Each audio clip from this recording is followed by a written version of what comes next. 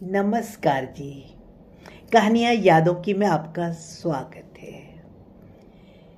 आज गुरुवार है और प्रस्तुत है मेरे धारावाहिक फर्ज का 5वां भाग। उम्मीद करती हूँ आपने सारे धारावाहिक सुने होंगे। इस धारावाहिक में जो भी चरित्र हैं उनका मैं डिस्क्रिप्शन में दे दूँगी, नाम इत्यादि, और बाकी पिछले भागों का भी मेरे डिस्क्रिप्शन में ही है। पिछले भाग में आपने देखा कि मालती जी अभी भी अस्पताल में ब्रेन हेमरेज के ऑपरेशन के बाद सो ही रही थी और उनकी बेटी रुचि बहुत परेशान होकर के उसने कई जगह फ़ोन भी घुमाया था, और जब उसने पीछे मुड़कर देखा था तो उसने देखा उसके पिता और उनकी दूसरी पत्नी यानी कि नीरू आंटी, वो दोनों आए हुए थे। प्रस्तुत है इससे आगे का भाग।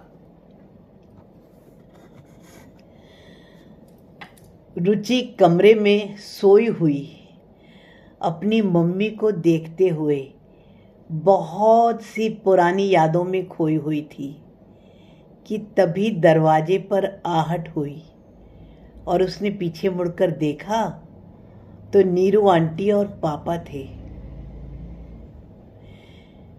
रुचि ने उन्हें आते हुए देखा तो अचानक ही उसकी निगाह मालती जी की ओर गई। शुक्र है मम्मी अभी भी सो ही रही थी। नीरू आंटी को देखकर जब रुचि को ही अच्छा नहीं लगा तो मम्मी को कैसा लगता। मम्मी को सोती हुई देखकर उसे बहुत तसल्ली हुई।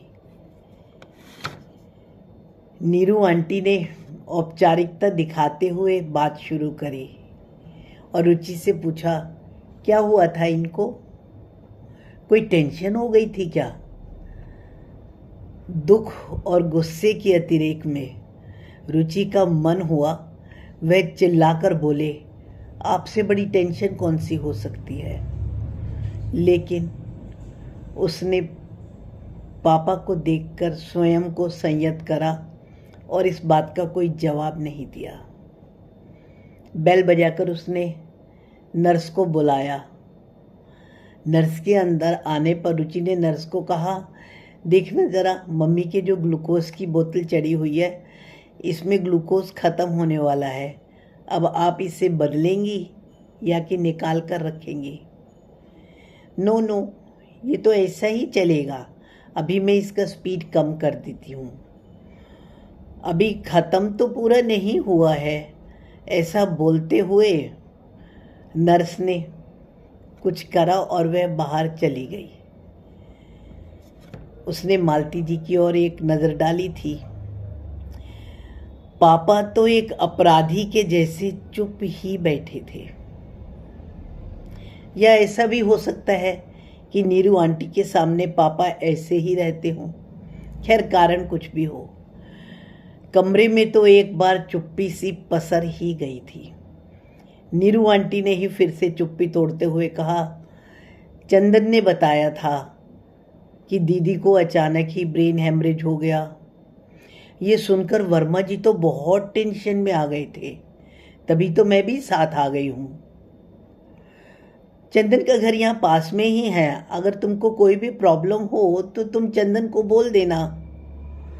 वर्मा जी का तो एक असाइनमेंट आना है, इसलिए हम दोनों का तो शाम को ही जाना जरूरी है। मन ही मन रुचि चिल्ला उठी, फिर आप आए क्यों हो? मैंने तो नहीं बुलाया। अचानक से उसे चंदन के नाम से भी तृष्णा सी हुई थी। उसे अच्छा नहीं लगा और शायद रुचि के हर भाव उसके चेहरे पर भी आ रहे थे। पापा तो खैर अभी भी चुप ही थे। रुचि को पापा पर भी गुस्सा आ रहा था,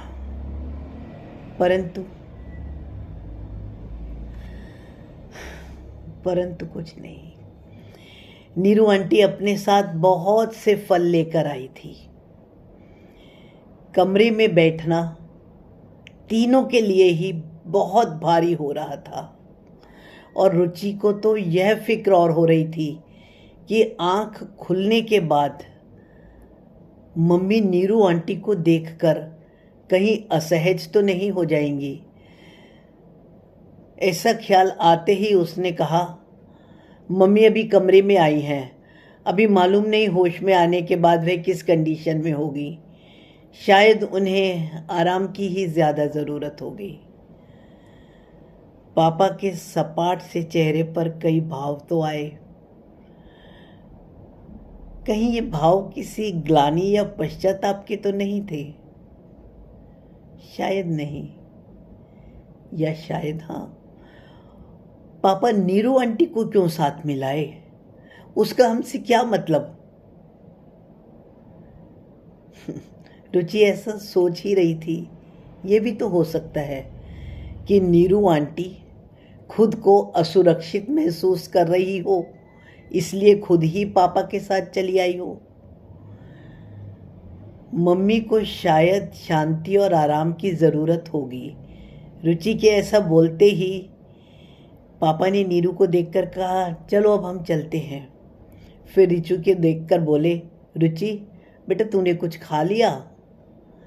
बहुत सी बातें थी जो कि पापा के चेहरे पर थी और पापा के मन में भी उमड़ घुमड़ रही थी। इतना कुछ तो रुचि भी पापा के बारे में जानती ही थी, लेकिन फिर भी ना तो रुचि ने कोई जवाब दिया और ना ही पापा ने कुछ पूछा। दोनों कौन सी औपचारिकता निभाने आए थे पता नहीं। क्या वह यह देखने तो नहीं आए थे कि मम्मी मर तो नहीं गई? यकीनन नीरू आंटी तो यही सोचकर आई होगी। बेचैन होती रुचि का ब्लड प्रेशर भी शायद बढ़ ही रहा था। उसे भी अपने सर में हल्का सा दर्द महसूस हुआ। तभी उसने पानी की बोतल उठाई और उन दोनों के जाने के बाद वह भी घूंट घूंट कर पानी पीने लगी थी। पापा और नीरू आंटी के जाने के बाद मम्मी के पास अस्पताल में पास वाली सीट में बैठे हुए नीरू बहुत बेचैन हो रही थी। मम्मी तो लगभग बेहोश सी ही स्थिति में थी और रुचि का अकेलापन और भी ज्यादा बढ़ गया था। अमेरिका में जब कभी भी वह अकेली होती थी तो अपनी मम्मी से बात करके अपने अकेलेपन को दूर कर लेती थी। भले ही रात कितनी भी लंबी हो, लेकिन मम्मी बिना परेशान हुए उससे घंटों बातें कर लेती थी। रुचि को लगा अब वह मम्मी के बिना में कितनी अकेली हो गई है। हालांकि पवन के मैसेज लगातार आते जा रहे थे। मम्मी का हाल पूछने के साथ साथ पवन को तो बेचैनी इस बात की भी थी कि अब उन दोनों की शादी कब होगी। अमेरिका में रहने के बावजूद भी पवन के मम्मी पापा चाहते थे कि पवन जल्दी ही विवाह करके अपना घर बसा ले। दिन प्रतिदिन एक एक दिन करके दिन घट ही रहा था और समझ नहीं आ रहा था अब वह अमेरिका कैसे जा पाएगी। मम्मी को किसके पास छोड़े? उसकी छुट्टियां भी तो ख़त्म होने को थी और मम्मी की टिकट वह तो बहुत उलझन में घिरी हुई थी। अगर वह कुछ समय के लिए मानो अकेली अमेरिका चली भी जाए तो मम्मी के पास छोड़ने को कोई तो हो। दिल्ली से बेंगलुरु कौन आएगा? सरकारी मकान तो मम्मी छोड़ चुकी थी। मौसी के कमरे में बस उनका कुछ सामान रखवाया गया था। अगर वह अब दिल्ली जाकर रहना भी चाहे तो किसके पास रहेंगी? तभी तो कहते हैं इंसान सोचता कुछ और है और होता कुछ और है। मम्मी के जीवन का यह समय बहुत से फैसले लेने का था और उन्होंने कितने काम करने थे। बंगलौर का मकान बेचना था, अमेरिका जाना था, रुचि के लिए पवन से मिलना था और अमेरिका में ही उनका विवाह भी तो करवाना था। ऐसा ही कुछ सोचते हुए रुचि का तो सिरदर्द बढ़ता ही जा रहा था। उसने बेल बजाई और नर्स के आने पर नर्स से सिर दर्द के लिए अपने लिए कोई गोली लाने को कहा। अब उसकी इच्छा हो रही थी कि दिल्ली में मैं मौसी और मामा को भी सूचना दे ही दूं, लेकिन क्या फ़ायदा, वहाँ से भी कौन आएगा। रुचि फिर सोच में पड़ गई। मम्मी भी क्या किस्मत लेकर आई है। कहने को तो उनके सब कोई हैं, लेकिन सच में उनका कोई भी नहीं है। पापा हैं पर मम्मी के पति नहीं है। मामा है, मौसी है, पर मम्मी के भाई बहन नहीं है। ये क्या किस्मत लेके आई। यूं कहने को तो मम्मी का मायका भी है, लेकिन भाई बहन सगे होते हुए भी मम्मी के सगे नहीं हैं। मम्मी अकेली ही है, सबके होते हुए भी अनाथ। जी हाँ, अनाथ।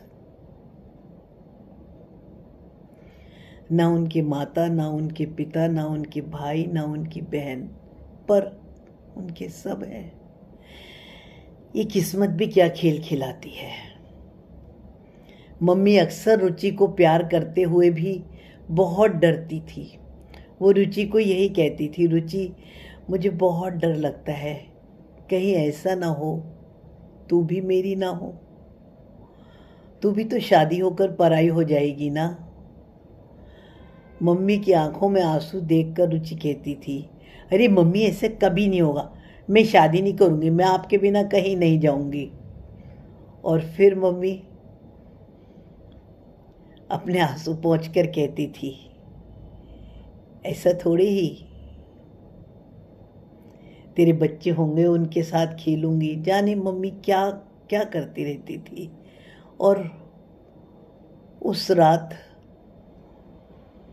मम्मी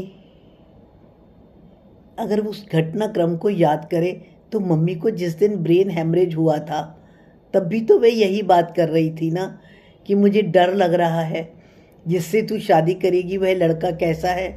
कहीं यह चिंता ही तो मम्मी की परेशानी का कारण नहीं बन गई। नहीं, ऐसा नहीं हो सकता। मम्मी बाद में यह भी तो कह रही थी कि चल अच्छा है, तेरा घर बस जाएगा, मैं निश्चिंत हो जाऊंगी, तेरे बच्चों के साथ खेलूंगी। अमेरिका जाने के नाम से तो वह बहुत खुश हो रही थी। लेकिन अब क्या और कैसे करूं। इतने में ही आशा आंटी का फ़ोन आया।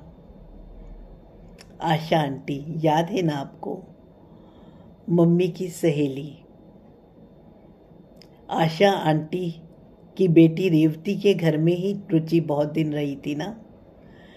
शायद रेवती ने अपनी मम्मी को मम्मी के ऑपरेशन के बारे में बताया होगा। आशा आंटी ने रुचि को सांत्वना देते हुए कहा, तू परेशान ना होना, मैं बंगलौर आ जाऊंगी, तब तक कोई भी ज़रूरत हो तो रेवती से बोल देना, मम्मी का ख्याल रखना, सब ठीक हो जाएगा, यही तो जीवन है। आशा आंटी के समझाने के बाद ख्याल आया, कई बार पराए जो कोई भी नहीं होते पर वही अपनों से भी ज़्यादा अपने होते हैं। आशा आंटी मम्मी की सिर्फ दोस्त ही तो है, लेकिन वो उनके हर रिश्ते से भी ज़्यादा मजबूत रिश्ता रखती है। आशा आंटी के इस तरह प्यार से बोलने पर कुछ अपनेपन का एहसास हुआ और स्वतः ही रुचि की आंखों से आंसू बहने लगे। शेष अगले भाग में। इसके आगे आप अगले गुरुवार को सुनिएगा और मैं इस कहानी के डिस्क्रिप्शन बॉक्स में पात्र परिचय डाल दूंगी, और अगर किसी ने धारावाहिक क्रम में ना सुना हो तो वह कृपया इसके डिस्क्रिप्शन के लिंक में क्लिक करें। मैंने लिंक डाल रखा है। आप सबका क्रम न टूटे, इसलिए कृपया मेरे चैनल को सब्सक्राइब कर लें, और हर गुरुवार आपको इसका अगला भाग मिलता रहेगा। कमेंट द्वारा सूचित करें आपको यह कहानी कैसी लग रही है। धन्यवाद जी।